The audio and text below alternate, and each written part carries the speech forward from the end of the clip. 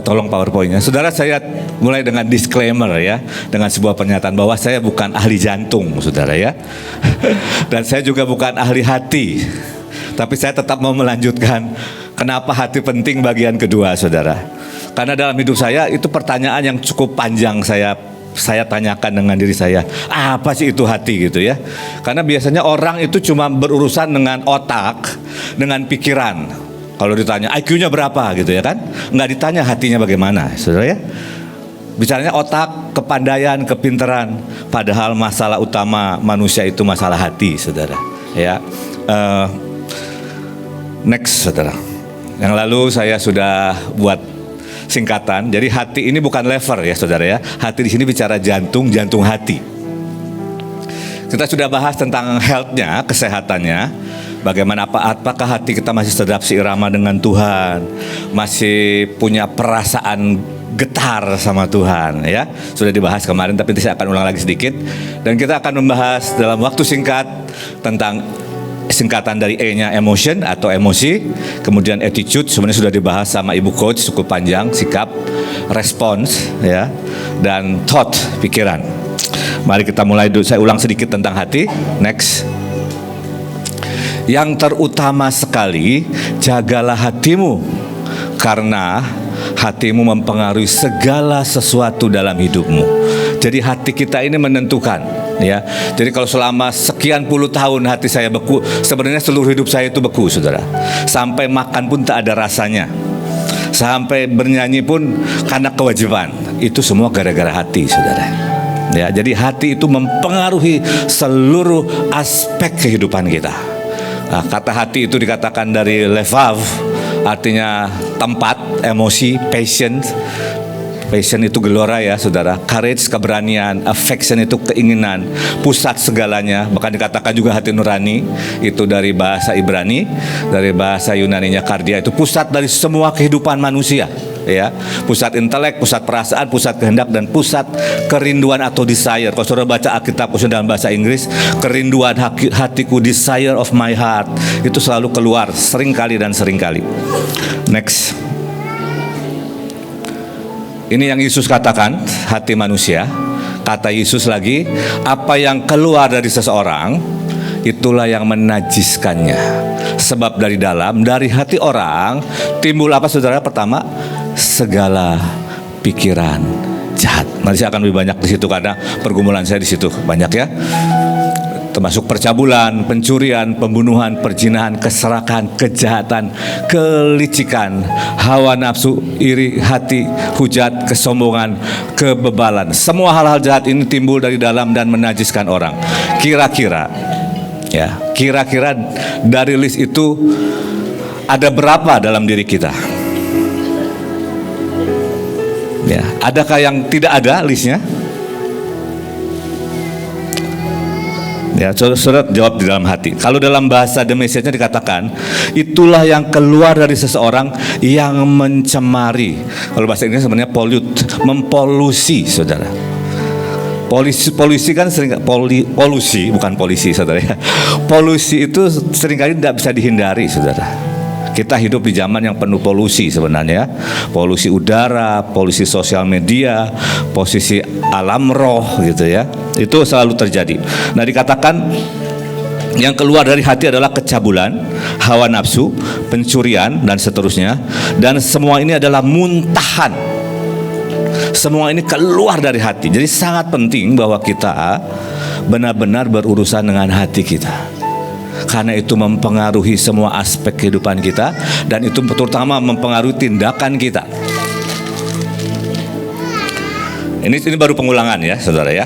Nah, dan saya berkata kenapa saya mulai dengan disclaimer saya bukan ahli hati. Tuhan berkata seperti ini, saudara. Hanya Tuhan ya, hanya Tuhan. Betapa liciknya hati, lebih licik daripada segala sesuatu. Apapun yang paling licik nggak bisa dikalahkan dengan hati. Ya. Hatinya sudah membatu, siapakah yang dapat mengetahuinya? Inilah pengharapan kita, saudara. Aku Tuhan yang menyelidiki hati. Jadi kalau kita nggak jalan dengan Tuhan, nggak minta Tuhan sinari hati kita, nggak minta Tuhan berurusan dengan hati kita, kita nggak akan ngerti kok hati kita. Gak bisa, saudara. Saya pikir saya baik-baik, ternyata tidak baik-baik. Saya pikir saya sudah tidak beku, ternyata masih beku. Ya. Saya pikir niat saya tulus, motif saya benar, ternyata kesombongan kok isinya, saudara. Licik, hati kita ini mudah menipu, ya. Tetapi Tuhan berkata, aku yang menyelidiki hati, yang menguji batin, untuk memberikan balasan kepada setiap orang setimpal tingkah langkahnya, setimpal hasil perbuatannya. Kata licik itu dari kata akop, artinya bukit kecil yang membengkak, saudara. Hati kita ini seringkali membengkak dan kita tidak tahu. Ya, itu artinya curang, bengkok, dan tercemar. Nah, bayangkan kalau hati, saudara, kalau saudara pernah belajar ilmu hati, ini hati beneran ya, lever. Kalau hati bengkak itu bisa mata kuning, saudara, bisa kulit kuning, itu mempengaruhi seluruh tubuh. Sama dengan jantung hati. Kalau hati kita ini tidak benar, tidak lurus, kita nggak minta berurusan dengan Tuhan, itu berdampak dalam seluruh aspek hidup kita. Nah, kata membatu itu ada kata artinya rapuh, lemah, dan melankolis. Nah, ini agak menyinggung saya, saudara ya. Kemarin saya ngobrol sama ibu. Saya dulu saya pernah saksikan sama saudara ya. Saya sangat melankolis sejati. Kalau saya lagi punya masalah dan sedih, saya akan nyanyi lagu yang sangat sedih dan saya harus sampai nangis. Kalau belum nangis saya belum puas. Nanti kalau udah nangis saya reda, saudara. Rasanya bebas gitu. Itu melankolis. Kemudian kalau saya lagi mutung, saya akan ngerem di kamar, saya tidur, tidak mau makan, tidak mau ngapain, sampai kelaparan, baru saya terpaksa bangun. Makan saya balik lagi. Dan ibu tanya, gimana sembuhnya? Nah, itu saya nggak tahu. Satu hari saya, singkat cerita, Tuhan buat jatuh cinta, saya cari Tuhan, saya ketemu Tuhan, dipenuhi roh Tuhan. Tiba-tiba nggak bisa lagi, saudara. Tapi menurut saya ada satu kata yang sering juga diucapkan sama Ibu Nita Joel, kata dunamis. Itu bukan cuma kuasa mujizat, kuasa Roh Kudus, tapi salah satu artinya adalah excellent soul, jiwa yang excellent, yang luar biasa. Dan ketika kita membiarkan roh Tuhan memenuhi kita, berurusan dengan hati kita, dan menurut saya salah satu yang kita perlu punya adalah kita ini harus muak dengan kondisi itu. Kita harus frustasi karena saya bilang, kenapa saya harus begini? Kenapa kalau saya punya masalah saya harus nangis, benar-benar termehek-mehek, saudara. Dan lagunya itu lagu Wahai Kau Burung Dalam Sangkar. Nah, kalau Bu In tahu itu ya. Kalau yang angkatan milenial mungkin nggak tahu. Itu lagu benar-benar nyayat sembilu, saudara. Dan saya akan nangis, benar-benar nangis. Untungnya sendirian sih, saudara ya. Kamar saya hidup tinggal sendirian. Dan buat saya, kenapa sih mesti begini gitu, ya? Kalau udah mutung juga begitu ya. Mungkin kalau sekarang bukan mutung tapi MMGJ, saudara ya. Dan kalau ini dalam bahasa aslinya ya, tidak dapat disembuhkan. Mungkin ada bagian-bagian hati kita Tuhan benar-benar harus transplantasi, gak bisa disembuhkan, ya mungkin ya. Contohnya menurut saya ini gak bisa rasa makanan, saudara. Ya makannya karena lapar aja. Tapi umur 40 saya masih ingat, umur 40, saudara. Saya mimpi ada sebuah binatang sebesar, kalau saudara tahu biji salak ya, salak pondoh, itu ada di sini saya. Dan dalam mimpi itu dikatakan cuma 2 pribadi yang bisa mencabut itu. Satu Pak Yusak, satu Pak Agung. Nah, pas saya ke Bandung, saya cerita sama Pak Yusak. Saya mimpi begini. Seperti biasa beliau diam dulu. Gak lama beliau datang. Iya, sudah waktunya harus dicabut. Saya didoakan. Dan sejak itu, saudara, itu makan apapun enak benar. Nah, itu masalah, saudara. Karena sudah umur 40, makan sedikit jadi daging, saudara ya. Tapi enggak waktu itu Bu, enggak. Sekarang enggak jadi daging, jadi kekuatan. Amin. Jadi kekuatan, jadi energi. Waktu itu, saudara ya.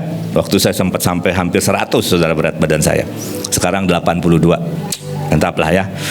Tapi saya mau berkata, seringkali ada hal-hal yang hanya Tuhan sendiri yang bisa berurusan dengan saudara. Makanya saudara tidak bisa, kalau urusan hati, saudara harus berurusan dengan dirimu sendiri dan dengan Tuhan. Ya kadang-kadang ya, seringkali juga nabi-nabi menyampaikan sesuatu. Tapi dalam pengalaman hidup saya, kita ini harus frustrasi. Saya harus frustrasi dengan yang namanya melankolis. Saya frustasi yang terutama ya, nanti mungkin saya nggak cerita lagi, sekarang aja mumpung ingat.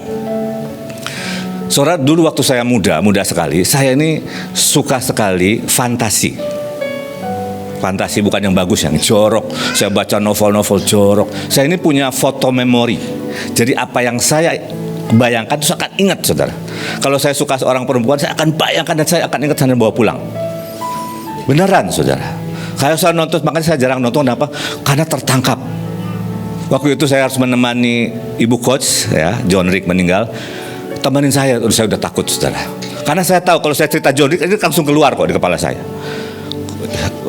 Fisiknya beliau. Itu saya, saudara. Nah, saya bertobat, saya cinta firman, tapi sejujurnya seringkali di tengah ibadah, di tengah hadirat dan urapan Tuhan, ini kotor, saya nggak tahu keluar dari mana. Betul, saudara. Jadi saya berurusan, saya minta Tuhan, darah Tuhan, saya pokoknya udah pentahiran, apapun sudah saya kerjakan, patahkan kutuk dan sebagainya. Tapi satu kuncinya, saudara, saya ini benar-benar frustasi. Tuhan, masa sih nggak bisa punya pikiran bersih, punya pikiran jernih, masa sih nggak bisa? Saya merenungkan firman, saya belajar firman, saya frustasi, saya bilang saya mau bersih, Tuhan. Dan sejujurnya 2 tahun ini, saudara, saya benar-benar menikmati yang namanya pikiran itu bersih. Bisa, saudara. Bisa kalau engkau berurusan dengan hatimu, berurusan dengan akar. Mau atasanmu kayak apa, enggak peduli. Saya percaya, saya buat statement, pengorbanan Yesus itu cukup. Apapun. Tapi saudara nggak bisa pakai alasan. Mari berurusan sampai ke akarnya.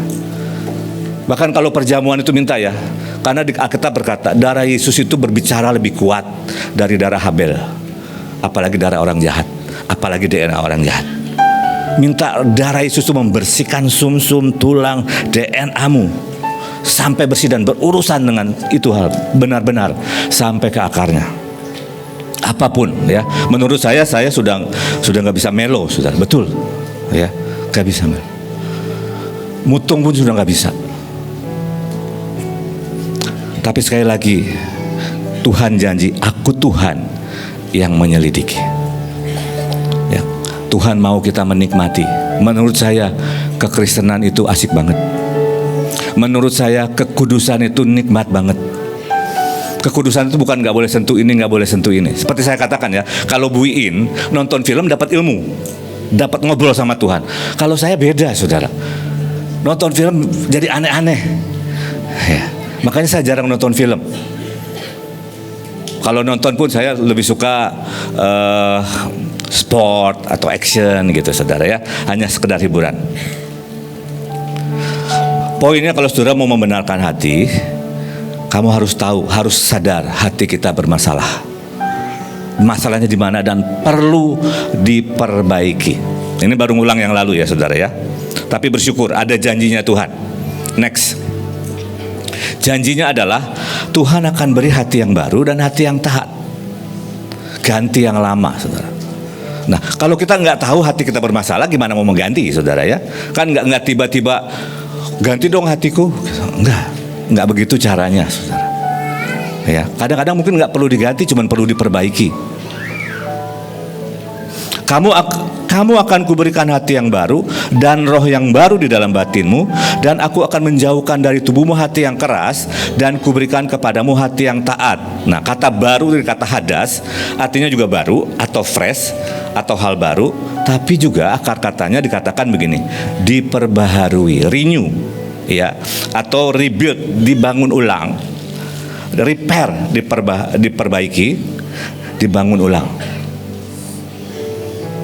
Nah, itu dalam hidup kita coba harus ambil waktu, saudara. Menurut saya ada seni yang hilang dalam kehidupan anak-anak Tuhan adalah, saya nggak tahu bahasa Inggrisnya contemplation. Berurusan, kenapa sih aku ini marah terus? Cari akarnya. Contohnya ya, saya ini nggak tahan nada tinggi, saudara. Waktu kami pertama kali menikah, saya nggak tahan. Dan istri saya nggak tahan dengan diamnya saya. Menurut saya sampai hari ini nggak tahan juga. Nah, saya pikir itu gara-gara istri saya dulu. Tapi ketemu orang lain yang dekat dengan saya, sama juga. Khusus untuk orang yang kayak ada hubungan gitu. Itu nada tinggi itu sangat mengerikan buat saya. Aneh kan? Satu hari saya merenung, saya bilang, Tuhan, saya ini suka melihat ini gejala-gejala ini akarnya kemana. Dan saya mulai merenung dan saya berkata, Tuhan, ini akarnya di mana sih? Dan tiba-tiba Tuhan tuh ingatkan masa kecil saya, saudara. Jadi ayah saya itu kalau panggil kami, itu panggil dengan suara keras, saudara. Luki, so kami akan lari dengan dak dikduk, saudara. Dan waktu itu kami tidak punya hubungan baik dengan ayah kami. Jadi kalau ayah saya pulang, kak saya ini, terutama saya akan lari ke belakang supaya nggak ketemu. Tapi kalau dipanggil pasti begini. Dan bukan cuma kami, tetangga kami pun. Kalau ayah saya gitu aja, udah takut. Saudara bayangkan saya tinggal sobat seperti itu. Dan itu rupanya penyebabnya. Dan saya mulai bereskan. Hati saya itu serapu itu, saudara, dengan nada tinggi. Bisa nangkep ya? Saya kasih contoh aja karena susah menjelaskannya, saudara. Lebih baik kasih contoh sebuah pengalaman demi pengalaman.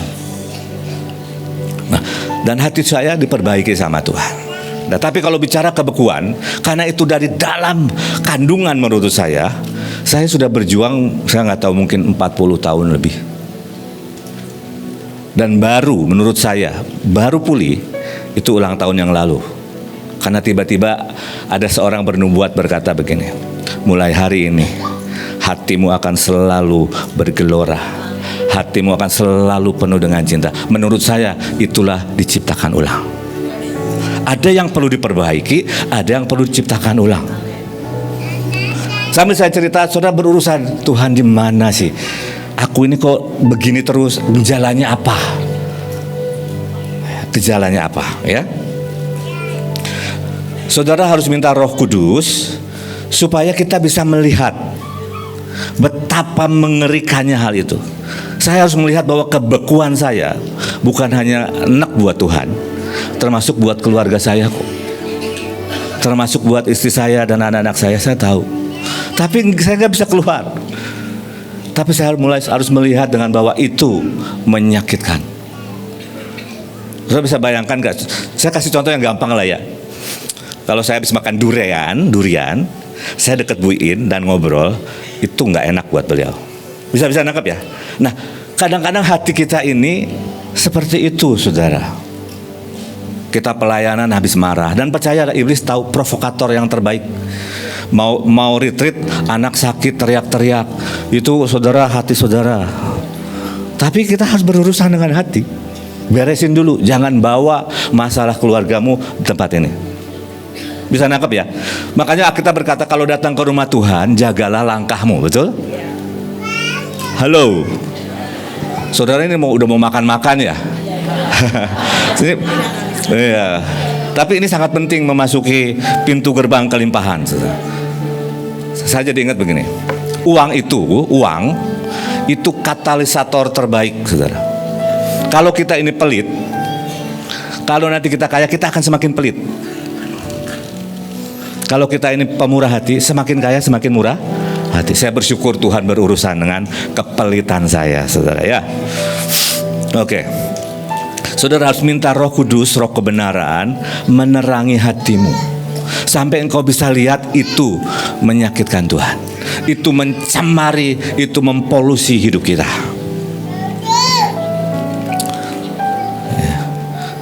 Oke. Next ya. Ini yang kemarin, yang beberapa waktu yang lalu. Nah, coba cek kesehatan hati kita ya. Secara fisik juga perlu ngecek jantung, saudara. Tekanan darahmu berapa, ya toh? Itu secara fisik. Tapi itu urusannya dokter Lia lah ya. Saya sekali sudah disclaimer, saya bukan dokter jantung dan saya juga bukan ahli hati. Cuma ini menjadi pembelajaran saya hari-hari ini, dan saya rasa Ibu ini lebih ahli lah, lebih pakar ya. Saya ini kalau dokter kebanyakan teori fisika gitu ya. Untuk mempraktekannya perlu profesornya nanti. Ya, cek seirama nggak hati kita dengan Tuhan, on track nggak, saudara, di destiny Tuhan nggak? Saya cerita sedikit ya, saya waktu itu berjalan sama ibu ke Surabaya, lagi ngobrol, saudara, lagi ngobrol. Tiba-tiba ibu berkata, berhenti Luk, saya melihat surga terbuka dan saya lihat buku destinimu. Ada 4, saudara, di itu ada 4 waktu itu. Dan saya dengarkan, saya rekam. Dan saya ini punya catatan setiap firman, setiap khotbah, setiap nubuatan yang rema buat saya. Ternyata menurut saya 3/4-nya itu on track, saudara. Tambah-tambah yang baru. Saya bilang, Tuhan terima kasih. Itu artinya saudara lagi seirama gak dengan Tuhan? Saudara on track gak sama Tuhan? Datang ke sini, saudara ini mau apa gitu?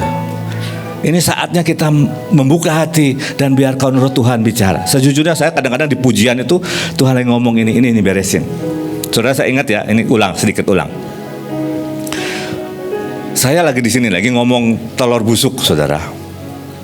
Buat saya itu nggak ada masalah lah dengan itulah. Saya selalu cerita dan nggak ada hard feeling, nggak ada rasa apa-apa. Tapi roh Tuhan tuh jelas sekali ngomong, beresin tuh telur busuk gitu. Jarang Tuhan ngomong keras sama saya seperti itu. Mungkin sebel kali ngomongin tapi nggak nangkep di hati. Hatinya nggak nangkep bahwa itu tuh mengerikan gitu ya. Saya pernah cerita, tapi karena waktu nggak usah jelaskan ya. Apakah saudara masih punya antusias buat Rosh Hashanah? Semangatkah saudara atau kembalilah event lagi? Pokoknya yang penting bagian pilar selesai, bagian yang lain nggak perlu. Itu jangan saudara ya. Karena ini gerbang, karena ini tahun Pet Dalet, gerbang yang ajaib, gerbang yang 7 gerbang yang ajaib. Bahkan menurut saya banyak gerbang yang Tuhan mau berikan. Apakah kita sangat antusias? Atau itu beban? Atau itu hanya sekedar kegiatan? Atau itu sekedar kompetisi dan bukan livery? Ya. Bagaimana kehidupan doa kita? Ini kan saya cek ulang ya. Hari ini saya suka ini loh saudara. Siapa yang tadi pagi sikat gigi? Oke. Siapa yang sehari 2 kali sikat gigi? Ya. Siapa yang Senin Kamis sikat gigi? Sikat gigi aja saudara sehari 2 kali. Siapa yang baca Alkitab seminggu sekali? Nggak ada yang angkat tangan. Siapa yang mandi seminggu sekali? Nggak ada kan? Siapa yang doa setiap hari? Bukan doa makan ya saudara. Doa makan 3 kali sehari. Maksud saya begini, kita ini seringkali tidak konsisten. Jadi kita tidak bisa menghasilkan. Tuhan sudah mau pulihkan, nggak jadi. Nggak jadi karena nggak konsisten. Ya saudara, ini kisah nyata. Satu hari saya dengan Bu Ella itu diskusi mau menaikkan seseorang di sekolah menjadi supervisor. Besok kita mau naikkan, ceritanya sore mau dipanggil, gue ajak ngomong. Saudara tahu apa yang terjadi? Besok paginya dia WA, saya mengundurkan diri dari Mahanaim. Nah seringkali menurut saya begini, Tuhan sudah mau tinggal sedikit 1 langkah lagi, hari itu kita tidak konsisten. Breakthrough-nya gak jadi saudara. Ulang lagi. Bisa nangkap ya? Nah makanya kita harus punya kehidupan doa yang konsisten. Saya bersyukur Tuhan latih, rasa nggak rasa hadirat Tuhan saya tetap hadir. Ya mungkin satu sisi bersyukur punya plekmatik, punya kebekuan, jadi ya paksa aja pokoknya doa ya. Tapi kan makin kesini kan makin nggak boleh ya saudara. Kita harus datang harus dengan gairah, dengan kerinduan. Apakah saudara berfungsi? Ada punya inner peace dan keintiman dan sebagainya. Saya sudah bahas yang lalu. Nah kita akan masuk dengan emotion saudara. Next. Alkitab berkata janganlah gelisah hatimu. Tapi kalau bahasa Indonesia dikatakan let not. Artinya saudara yang mengizinkan sebenarnya hatimu gelisah. Engkau mengontrol emosimu sebenarnya. Ya. Setiap pagi tetapkanlah moodmu. Kalau saya punya ritual, setiap pagi Tuhan, saya setiap pagi pokoknya saya memulai dengan pujian penyembahan 1 jam.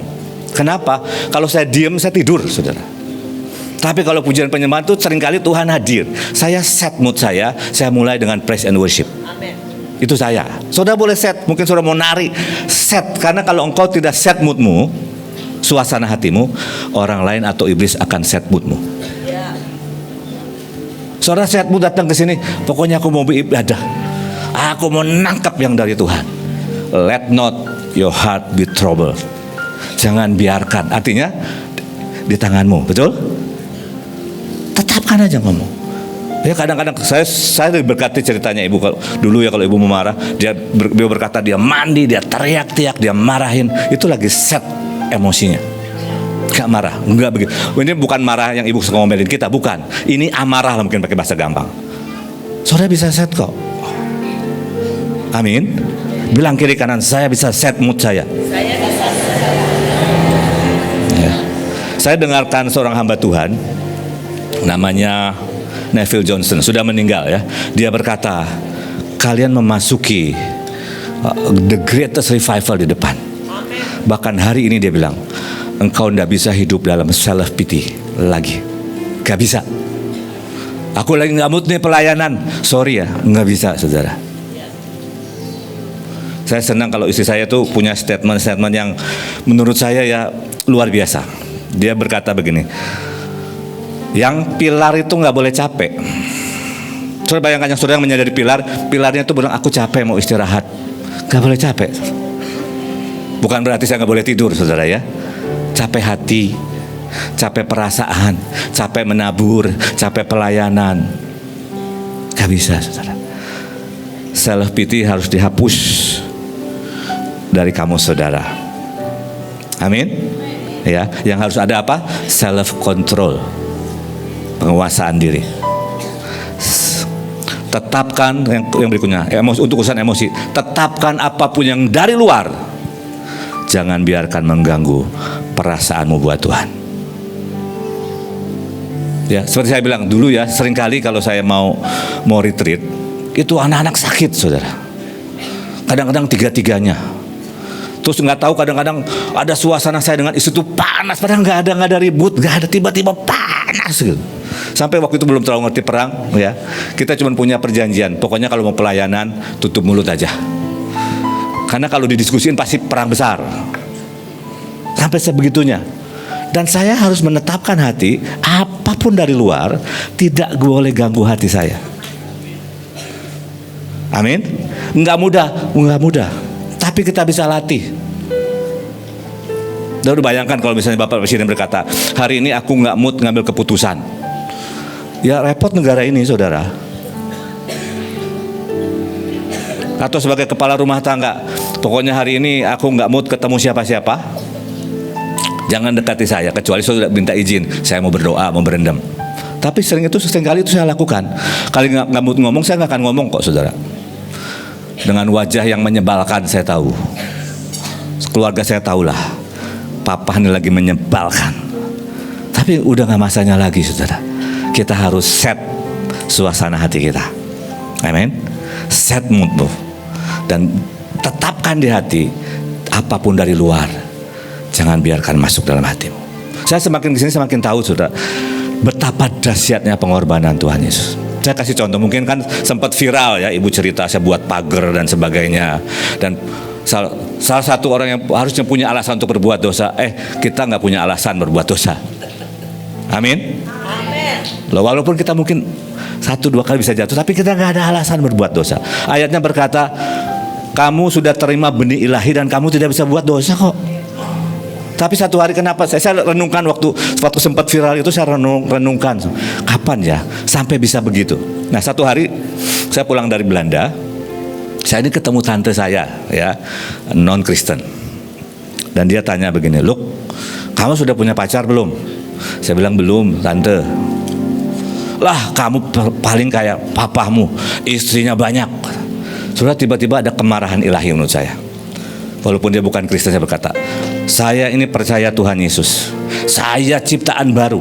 Saya bertekad cuma 1 istri bahkan 1 pacar. Itu menurut saya ya kayak pilar yang sangat kuat tertancap. Dan saya berkata begini, biarkan dari hidup saya dan keturunan berikutnya selesai yang lama.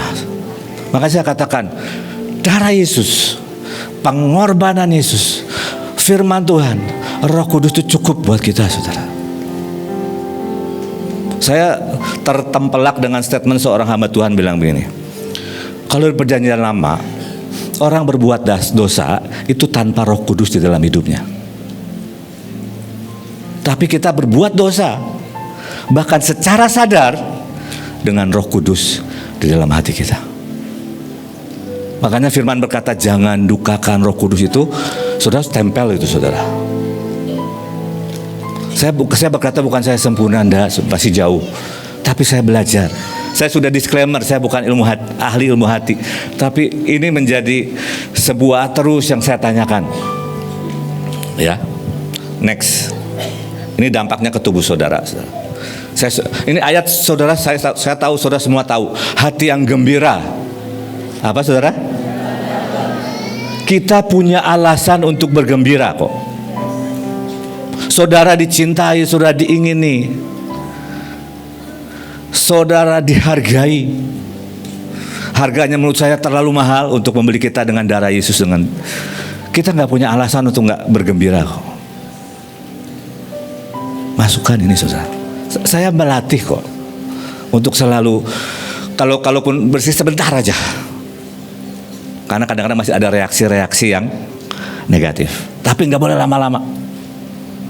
Saya suka terjemahan The Message and the Passion, saudara. Wah, keren banget. Saya gabungin tadi malam. Rayakan Tuhan sepanjang hari dengan perayaan sukacita. Wow. Saudara setiap hari bisa merayakan Tuhan. Loh, saya ini kalau pergi sama ibu, maaf ya ceritanya banyak tentang ibu, karena saya sering mengamati. Ibu mau tidur? Iya, saya mau tidur. Oke. Bangun tidur saya tanya, dapat apa? Karena saya tahu pasti kalau nggak firman, mimpi saudara, mimpi tentang Bali gitu. Saya bilang ajaib, itulah merayakan dimanapun kapanpun, bukan minum Coca-Cola saudara ya, merayakan Tuhan. Tolong ayatnya jangan ini, tolong ayatnya. Saya belum selesai baca ayat.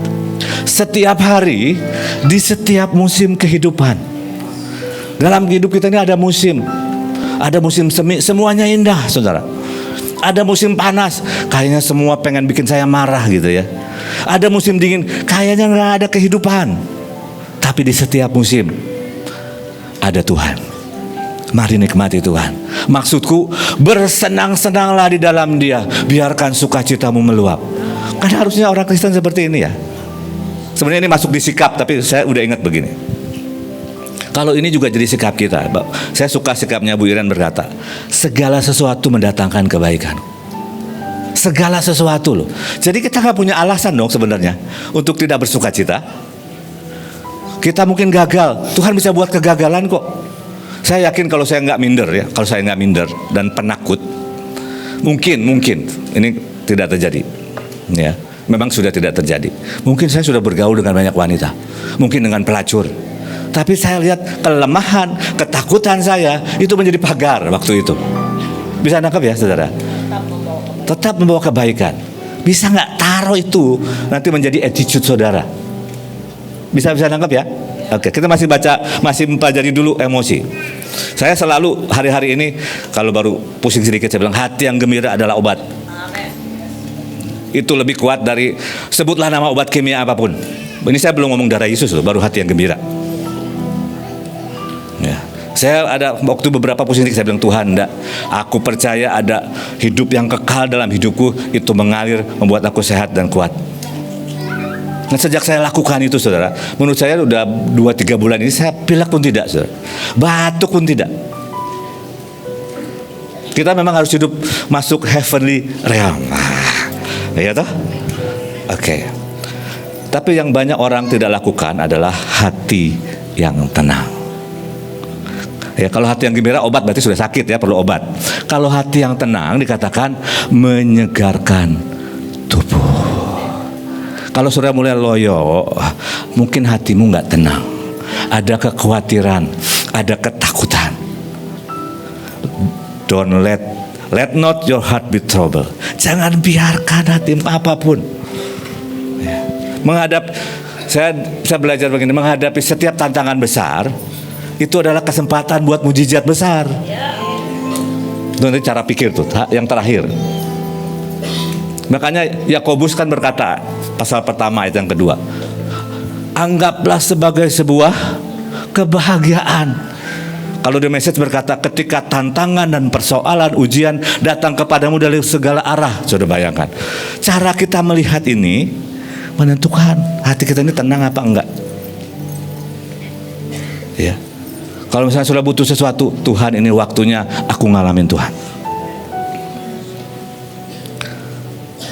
Saudara, kita ini nasibnya baik saudara.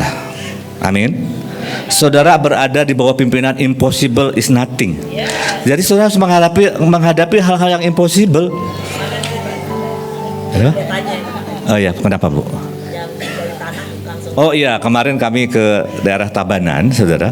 Mereka ini datang sama lihat Bu Iin, lihat saya. Aduh, terima kasih. Saya cuma lihat Bapak dan Ibu di YouTube, katanya. Saudara, cuma dengan kesaksian kami dalam 1 tahun dari nggak punya tanah, sekarang punya bangunan udah mau ke tingkat ketiga, punya TK, punya SD, tanpa donatur tetap. Nah, itu rival yang bagus, Ya. Sangat sederhana tapi menurut saya sangat efektif banget ya. Dan 80 murid dan ada banyak tunanetra saudara. Yang main keyboard itu kayak Stevie Wonder saudara ya. Tunanetra. Ajaib saudara. Dan banyak orang Hindu di situ juga. Itu ajaib saudara ya. Tapi kita kembali ke hati yang tenang. Bagaimana hatimu? Ini inner peace.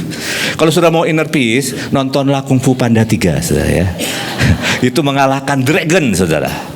Mengalahkan dragon itu dengan inner peace. Saudara, kadang-kadang orang itu ya gampang diprovokasi. Saya ingat, saya punya teman namanya katakan S. Itu sering digodain saudara. Karena kalau digodain itu dia respon. Dan orang tuh seneng banget kalau dia merespon. Entah marah, entar mukanya merah gitu ya. Saya kasih tahu, saya colek dia. Gini ya, saya ajarin. Kalau digodain, kamu diem aja. Orang akan diem. Dan benar dia lakukan, orang diam saudara. Nah seringkali kita ini, iblis baru colek-colek dikit, kita terpancing saudara. Saudara mungkin baru ngomong nyinggung sedikit, sudah terpancing. Hatinya nggak tenang. Ya, let not your heart be troubled. Jangan biarkan hatimu gelisah dalam kesulitan. It's in your control. Itu dalam kontrol saudara. Ya, nggak boleh ngomong kebanyakan bahasa Inggris. Ya, mungkin karena pakai batik keren saya ya. Bagaimana punya hati yang tenang? Tadi saya berkata, saudara renungkan firman. Segala sesuatu mendatangkan kebaikan. Apapun. Jadi kalau misalnya ini mau mengganggu, ini baik kok. Tuhan buat kebaikan. Ya. Dan yang ajaib saya nggak sempat cari bahasa New Living Translation, sebenarnya sangat bagus. Ya. Damai sejahtera, kutinggalkan bagimu. Damai sejahteraku kuberikan kepadamu, dan apa yang kuberikan tidak seperti yang diberikan dunia kepadamu. Jangan, let not gelisah dan gentar hatimu. Artinya saudara bisa ambil damai itu. Tuhan sudah berikan damai yang melampaui segala akal. Kecuali begini saudara, kadang-kadang alarm kita bunyi, itu beda saudara. Ini ada sebuah kegelisahan yang nggak normal, takutlah gitu ya. Saya waktu itu ke Ambon, tetap iblis itu akan menggoda kok. Lah paling juga nanti kamu mabuk, apalagi puasa lagi gitu saudara. Udah kurang tidur, itu biasanya kan kalau digoyang-goyang pusing saudara. Dan saya tanya sama yang ikut saya, kamu ikut nggak waktu Bu In datang? Ikut. Goyangannya gimana? Ini lebih keras Pak. Waduh, saya bilang, 1,5 jam. Gitu. Saya tarik napas, buang pelan. Saya mulai bayangkan, Tuhan, aku mau menikmati ini bersamamu. Saya goyang-goyang ikutin gerakan. Nggak kerasa sampai. Wah, karena saya ngomong sama Tuhan, Tuhan ini nggak lucu. Saya mau seminar, mau KKR tapi mabok. Lewat saudara ya, puji Tuhan. Pulangnya juga lewat. Saya mau berkata, dia Jehovah Shalom. Dia berikan shalom buat kita. Kalau shalomnya nggak memerintah, berarti Tuhan tidak memerintah saudara. Saudara biarkan ketakutan, saudara biarkan masalah mengganggu hatimu, saudara biarkan kemarahan mengusikmu. Oke, next, emotion terakhir. Saya masih ada waktu Kak Bu? Saya dengarkan khotbah dari Neville Johnson, menurut saya bagus sih ya. Kita ini harus punya simfoni kehidupan, saudara.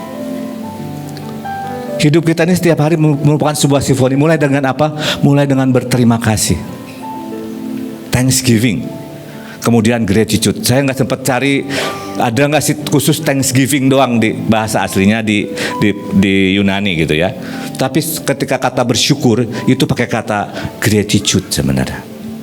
Dikatakan karena kemudian yang kedua gratitude, yang ketiga adalah love.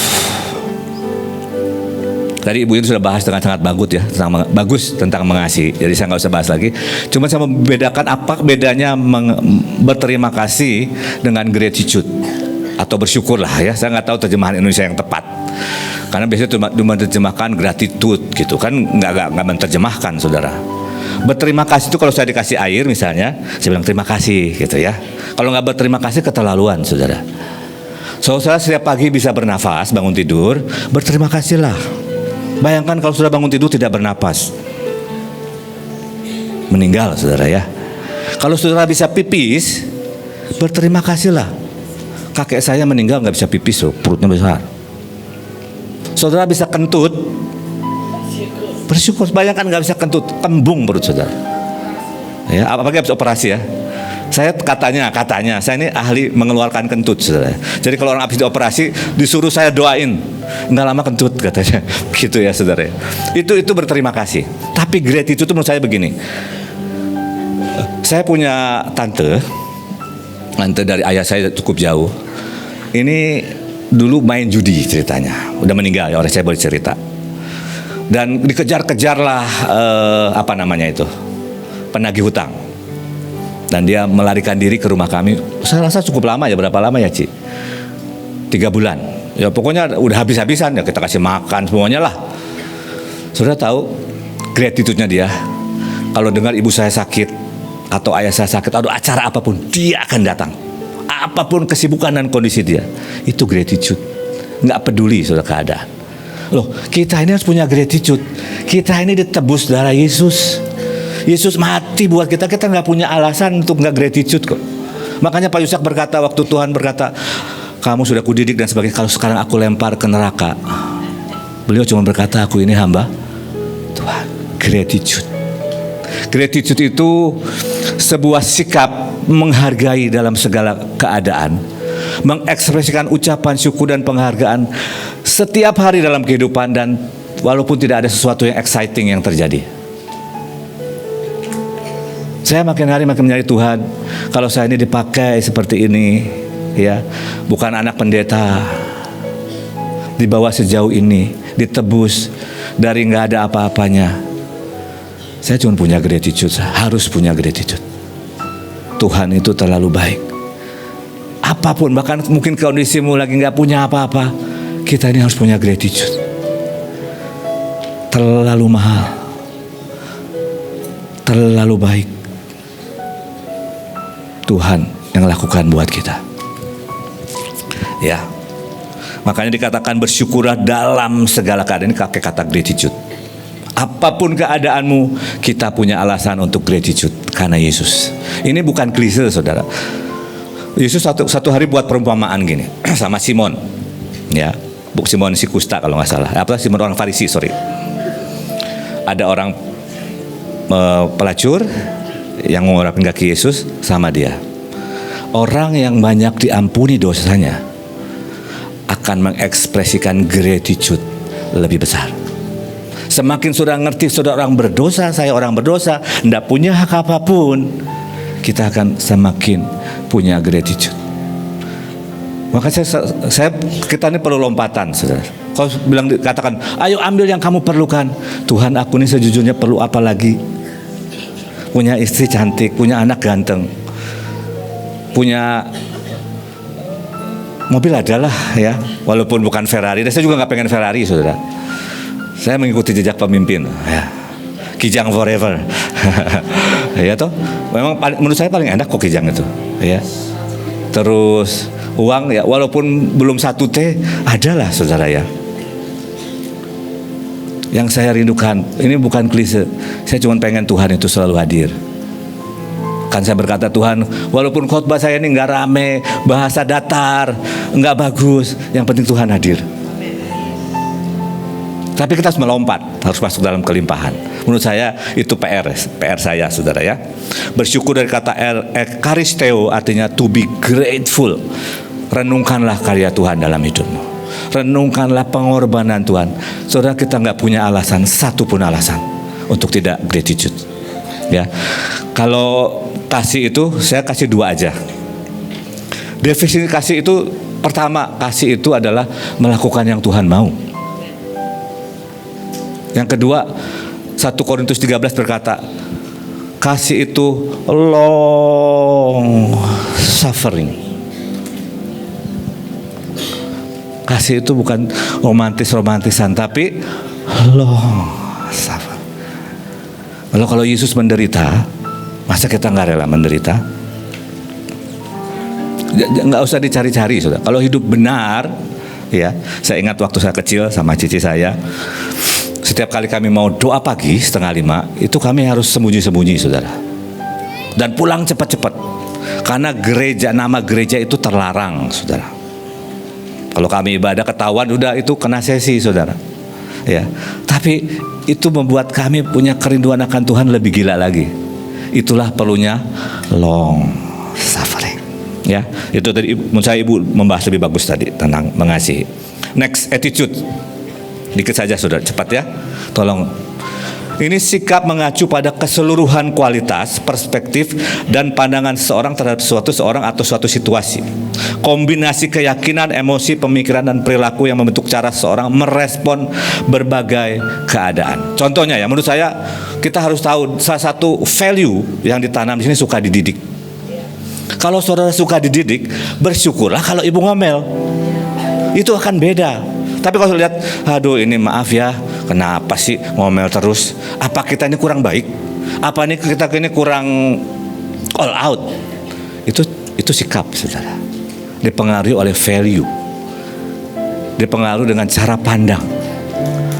Bisa nangkep ya? Kalau definisinya begitu dari kata Google ya. Tapi jalannya begitu. Tadi saya kasih contoh Roma 8:28. Kalau kita tahu segala sesuatu mendatangkan kebaikan, marilah bersyukur. Bersyukur, ngalamin apapun bersyukur. Itu sikap, itu attitude. Ya.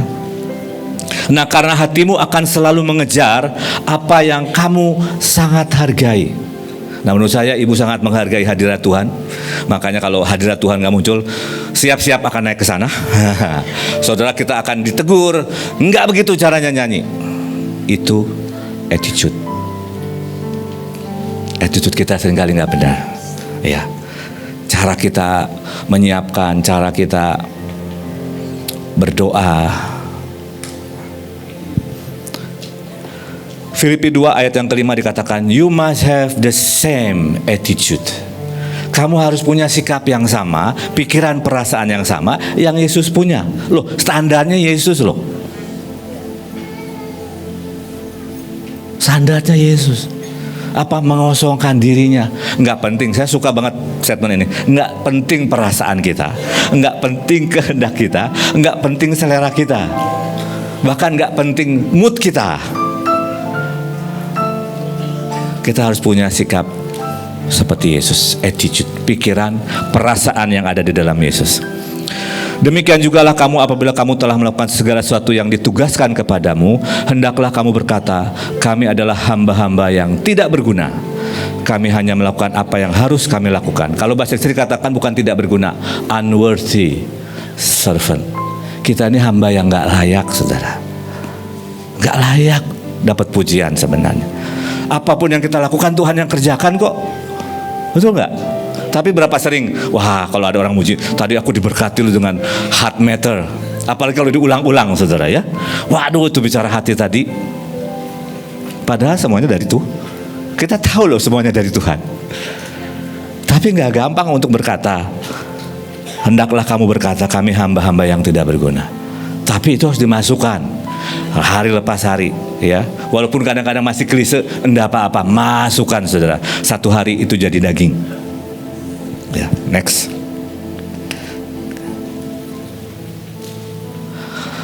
Ini sikap bekerja keras. Paulus berkata, karena anugerah Tuhan, aku bekerja keras lebih daripada semua orang lain. Tapi bukan karena aku, tapi karena anugerah. Saya mau buat statement. Anugerah itu ability, saudara.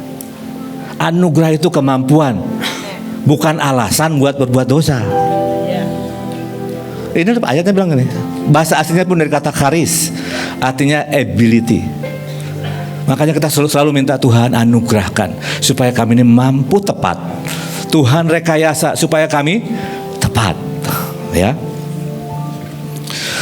Buat ruang untuk kesalahan satu sama yang lain.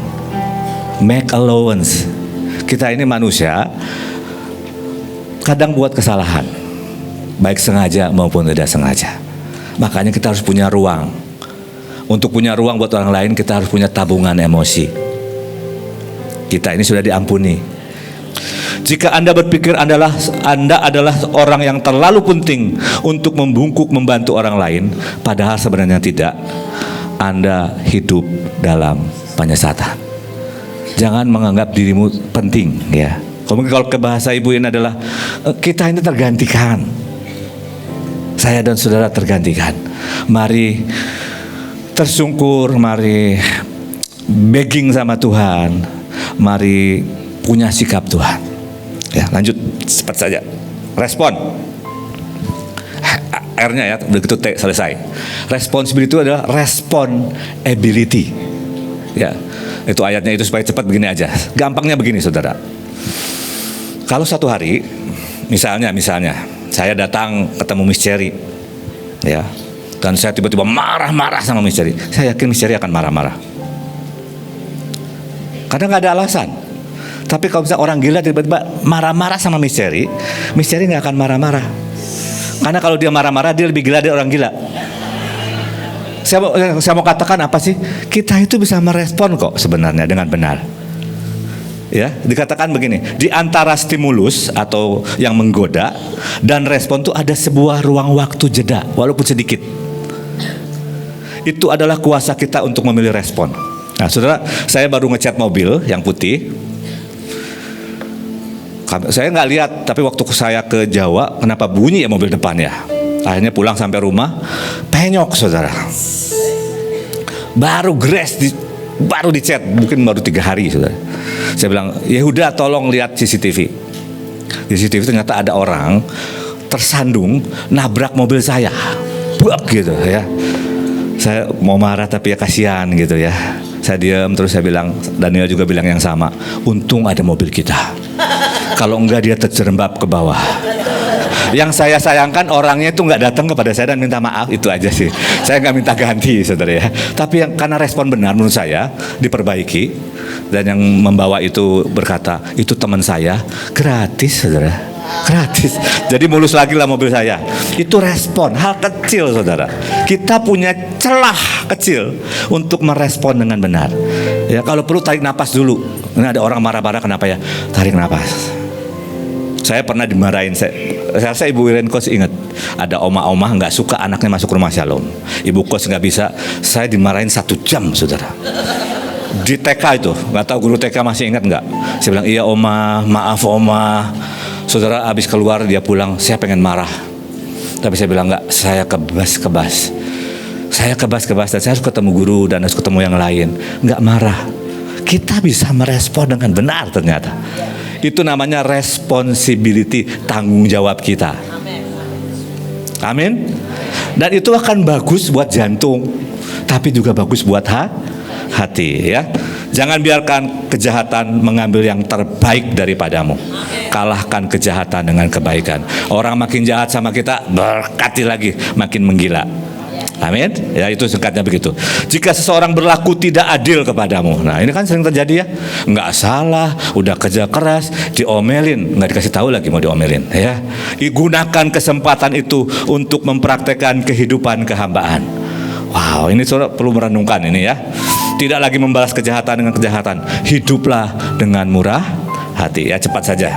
Next thoughts. Karena waktunya sudah kelamaan. Ini menurut saya filter. Kita harus punya filter di otak kita ini, ya. Jadi akhirnya saudara-saudara, semua yang benar. Kalau yang saudara dengar nggak benar, saudara kebaskan aja. Jangan iya ya, kenapa begitu? Masuk, saudara. Kemarin saya cerita sama ibu tentang COVID, saudara. Itu saya gara-gara lihat itu loh, saudara. Ada yang kirim klip tentang virus. Saya cuma ngomong gini, waduh, saya cuma ngomong begitu loh, saudara. Itu kayak zet, langsung 2 minggu sakit. Tapi yang kedua nggak bisa masuk, ya. Kemudian semua yang mulia, kalau itu nggak mulia, kebaskan. Semua yang adil, ya, semua yang suci, yang kudus. Saya satu hari pergi pelayanan sama Ibu Kos sama Nita Deborah ke satu kota di ujung Indonesia. Kalau mau pelayanan kan nggak berani macam-macam ya, baca Alkitab, bahasa roh, mendarat, masuk satu rumah hotel. Saya bilang, kenapa ini kotor sekali ya, kepala saya ini kotor saudara, pikirannya kotor sekali. Saya tarik napas, saya diam. Terus tiba-tiba Roh Kudus bilang begini, kamu nih ada di mana? Kadang-kadang perlu mikir juga ada di mana ya saudara ya. Oh ya, saya ada di sini. Saya langsung ingat data-datanya. Ini banyak AIDS di sini, banyak kemabukan. Oke Tuhan, kalau gitu saya kebas-kebas, saya bersihin. Bersih itu filter. Kalau sudah baca Alkitab, renungkan firman, itu akan otomatis bekerja. Ini nggak enak nih, ini nggak benar nih, ya. Bahkan kita udah diajarin, ini anginnya nggak enak nih, betul? Ini suasana nggak terbuka nih, nggak open heaven. Sampai diajarin seperti itu kita itu. Tapi seringkali yang di diri kita nggak punya filter. Apa juga iya masuk. Ini filternya ya. Semua yang disebut kebajikan dan patut dipuji, udah tahu itu gosip. Sih didengerin dan diomongin. Itu mengotori hati, itu mencemari hati ya. Pikirkanlah semuanya itu, ada 8 hal yang saudara harus pikirkan. Pikirkanlah perkara yang di atas, bukan yang di bumi. Kalau The Passion itu keren. Ya, berpestalah pada semua harta karun alam surgawi. Kita punya segala yang ajaib ya. Dan penuhi pikiranmu dengan realitas surga. Inilah heavenly realm. Biarkan surga turun, dan itu mulai di pikiran kita. Oke? Saya tutup dengan ini aja, bahwa saudara harus jaga hatimu dengan segala kewaspadaan. Silakan Bu.